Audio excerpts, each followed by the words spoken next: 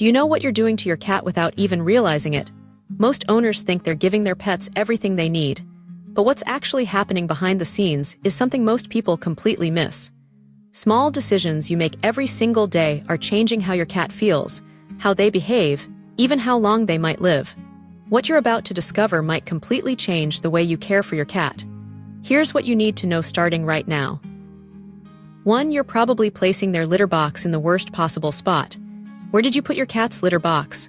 In the basement, tucked away in a closet, next to the washing machine. Most owners think they're being considerate by hiding it somewhere out of sight. But here's what you don't realize. Your cat doesn't see it as convenient. They see it as threatening. Cats are prey animals, even in your living room. Their instincts tell them to stay alert when they're vulnerable. And there's no moment more vulnerable than using the litter box. If that box is in a loud area, a high-traffic zone, or somewhere with only one exit, your cat feels trapped every time they use it. That stress doesn't just disappear, it builds. And eventually, it leads to avoidance. Your cat starts holding it longer than they should. They rush through their business without covering properly. Or worse, they find somewhere else in the house that feels safer. A study published in Applied Animal Behavior Science found that litter box location was one of the top factors influencing whether cats developed elimination problems. It wasn't the litter type. It wasn't the box size. It was where the box was placed. So what does a good spot look like? Quiet, low traffic, and easy to escape from. Your cat should be able to see what's coming without feeling cornered. Multiple boxes in different locations are even better, especially in multi-level homes. The general rule is 1 box per cat plus 1 extra.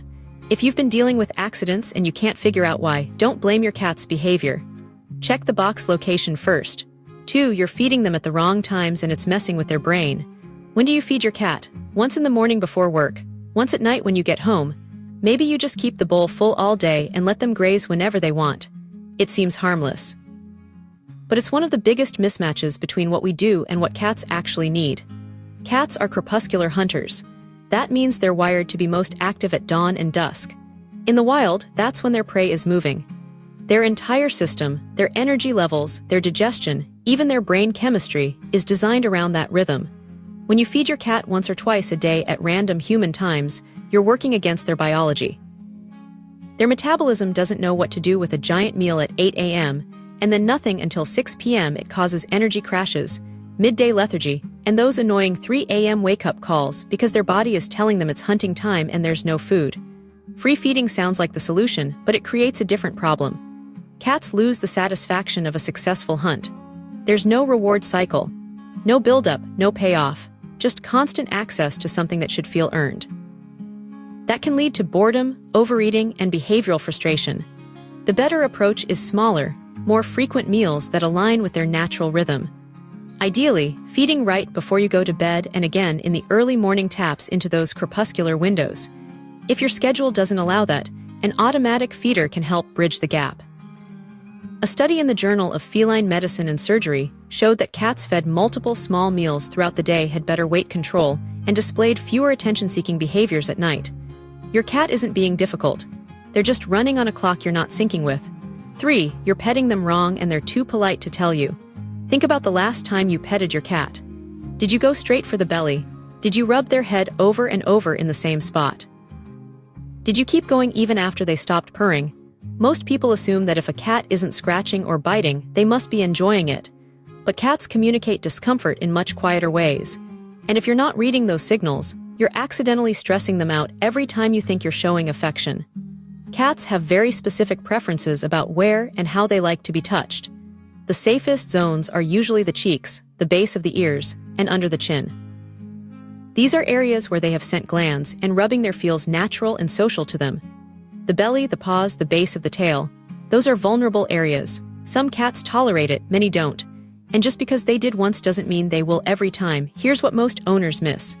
A cat lying on their back isn't always an invitation. It's often a sign of trust or comfort, not a request to be touched. When you go for the belly and they suddenly bite, they're not being aggressive.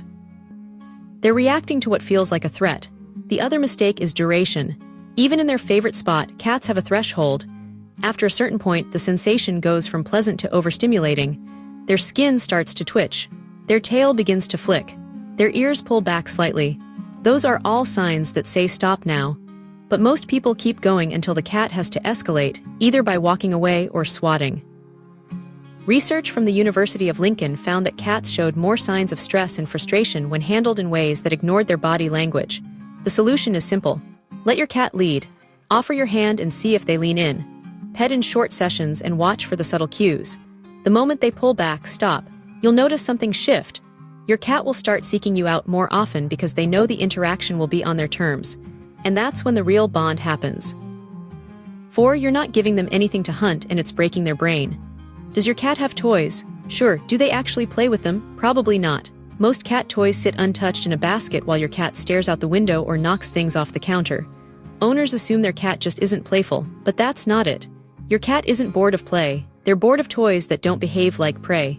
Cats are hardwired to hunt. It's not optional, it's neurological. Even a well-fed indoor cat has the same predatory drive as their wild ancestors. If that drive doesn't have an outlet, it doesn't just disappear. It turns into frustration, anxiety, destructive behavior, or aggression. A stuffed mouse sitting on the floor doesn't trigger that instinct. Prey doesn't sit still. It runs, it hides, it moves unpredictably.